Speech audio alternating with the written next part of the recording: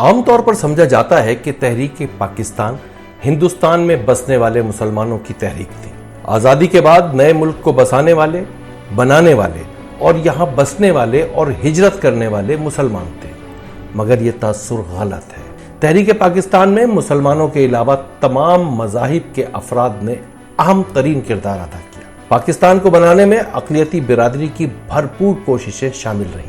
قیام کے بعد بھی اقلیتی برادری نے ہم سے بڑھ کر پاک سرزمین کی خدمت کی۔ آئیے ملتے ہیں کچھ ایسے عظیم پاکستانیوں سے جو آج ہماری یادداشت کا حصہ نہیں۔ تاریخ پاکستان کے گمشدہ باب، کچھ ایسے نام، کچھ ایسے چہرے جو شاید اجنبی لگے، مگر یہ پاکستان کے ہیروز ہیں، گمنام ہیروز۔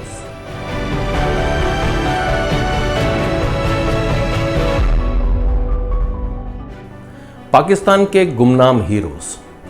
جناب، اس قسط میں ہم آپ کے سامنے ایسے لوگوں کو لا رہے ہیں تاریخ میں جن کو چھپا دیا گیا ہے، جن کو ہم نہیں جانتے۔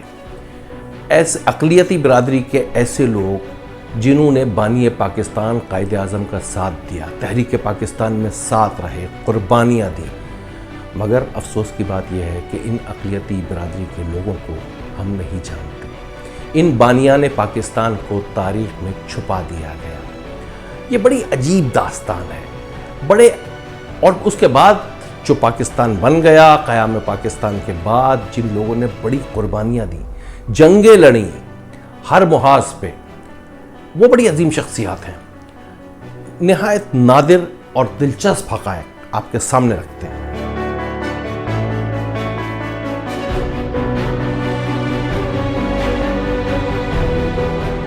23 مارچ 1940 کو جب لاہور منٹو پارک میں آل انڈیا مسلم لیگ نے قرارداد پاکستان پیش کی تو اس جلسے میں مسلمان رہنماؤں کے ساتھ غیر مسلم رہنما بڑی تعداد میں موجود تھے۔ کچھ اہم ترین نام: راج کماری امرت، Chandu Lal, Diwan Bahadur Satya Prakash Singha, R.A. Gomson, F.E. Chaudhry, C.E. Gibbon, Alfred Prashad, S.S. Albert جیسے اہم نام شامل تھے۔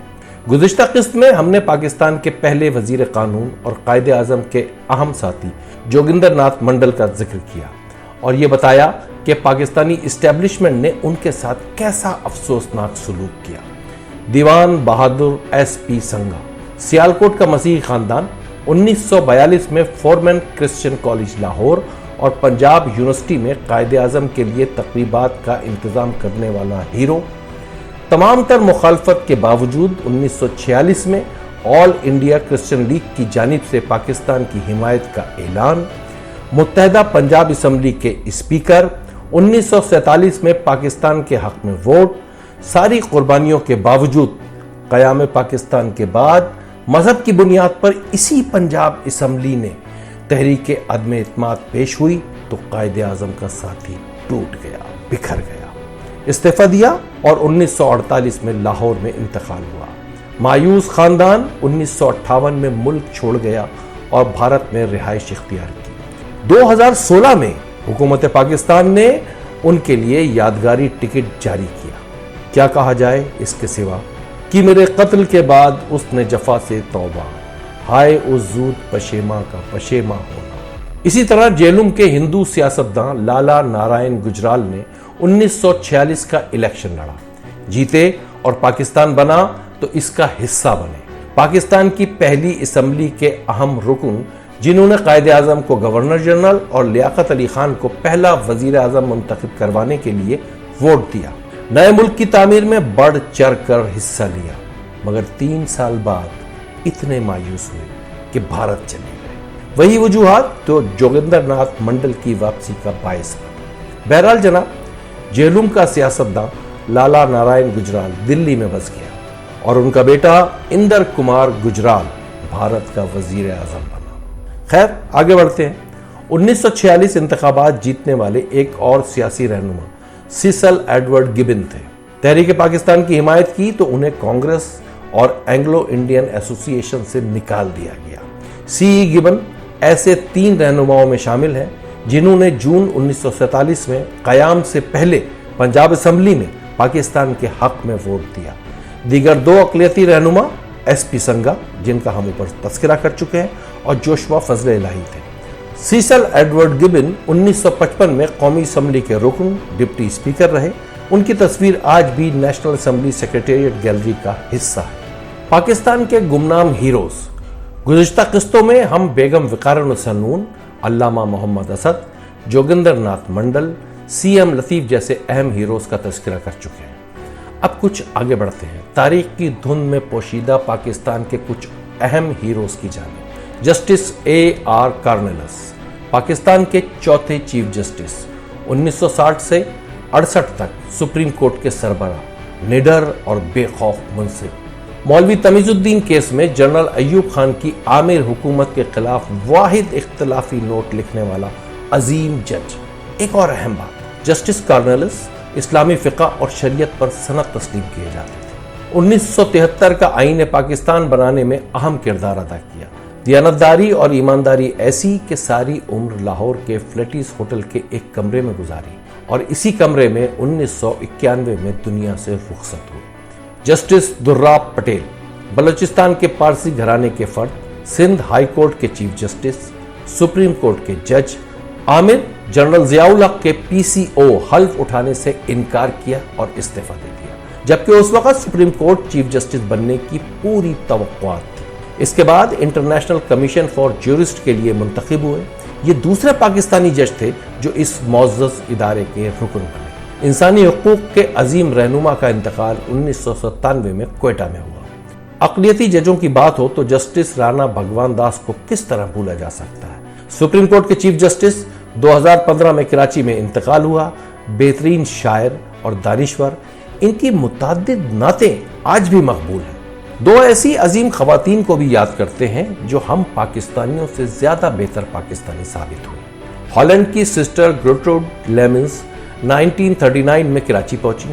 انسانی خدمت، 1947 کے بعد سماجی خدمت میں متحرک۔ 1969 میں کراچی میں دارالسکون کھولا۔ دماغی مرض کا شکار افراد کی پناہ گاہ، معذوروں اور یتیموں کی خدمت۔ 1979 میں ستارہ قائد اعظم سے نوازا گیا۔ سن 2000 میں 46 سال کی عمر میں کراچی میں ہی دنیا سے رخصت ہوئی۔ جرمنی کی ڈاکٹر رت فاؤ، ایک اور عظیم خاتون۔ جذام کے مریضوں کے لیے 1962 میں میری ایڈیلیڈ لیپروسی سینٹر کا قیام۔ 50 سال پاکستان کی خدمت۔ 1996 میں عالمی ادارہ صحت نے پاکستان کو جذام سے پاک ملک قرار دیا تو اس کا سہرا ڈاکٹر رت فاؤ کو جاتا ہے۔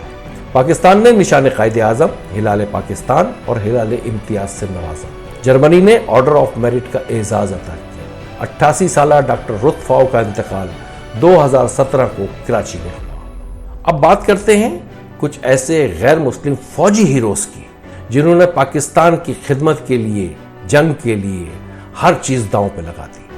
ایئر کموڈور WJM ٹورووکس، فضائیہ کے علاوہ پاکستان اسپیس پروگرام کے بانیوں میں شمار۔ سائبیریا سے تعلق، کانٹریکٹ ختم ہونے کے بعد بھی پاکستان میں رہنے کو ترجیح دی۔ ہائی ٹیک راکٹ اور میزائل ٹیکنالوجی میں اہم ترین کردار۔ ستارہ پاکستان، ستارہ خدمت، ستارہ قائد اعظم اور ستارہ امتیاز سے نوازا گیا۔ 1980 میں کراچی میں انتقال ہوا۔ سیسل چودھری، یہ تو بڑے مشہور بھی رہے ہیں۔ 1958 میں پاک فضائیہ میں شمولیت۔ 1965 جنگ میں امرتسر ریڈار اسٹیشن کو تباہ کرنے کا اعزاز۔ ستارہ جرت، تمغہ جرت سے نوازا گیا۔ 2012 میں لاہور میں انتقال ہوا۔ آرمینیا سے تعلق رکھنے والے کرنل ڈیرک جوزف، 1971 جنگ میں چونڈا ٹینکوں کی لڑائی میں بھارتی فوج کے قدم اکھاڑنے والا ہیرو۔ اپنا ٹینک تباہ ہوا تو دوسرے کا ٹینک لے کر دشمن پر ٹوٹ پڑا۔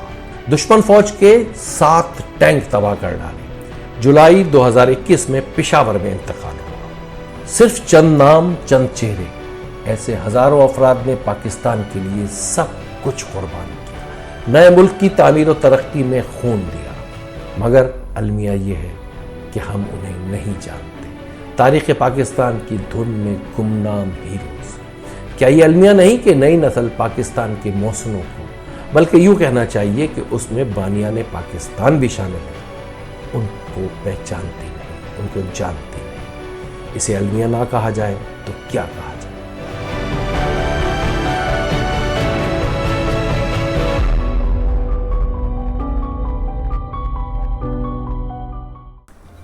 تو جناب یہ تھی پاکستان کے گمنام ہیروز کی آخری قسط۔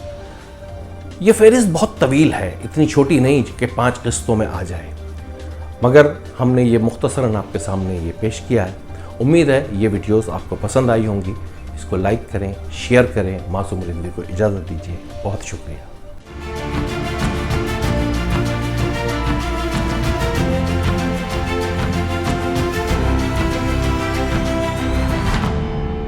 مسٹر ڈاکیومنٹری چینل کو سبسکرائب کریں اور ہاں بیل آئیکن کو دبانا نہ بھولیں تاکہ نئی معلومات آپ تک بر وقت پہنچے۔